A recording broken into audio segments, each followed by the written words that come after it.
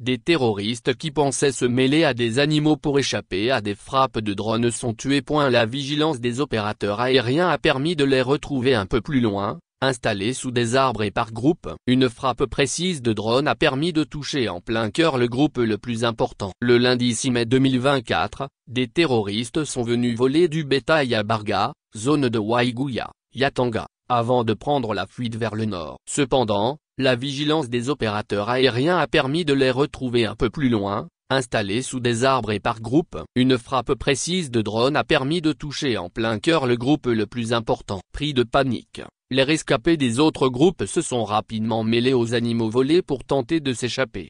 Sauf que les opérations se poursuivent. Le même jour, vers 18 h, les vecteurs aériens ont été alertés de 2 attaques simultanées à Dio, près de Waiguya, et à Tapoa Barrage, dans la Tapoa.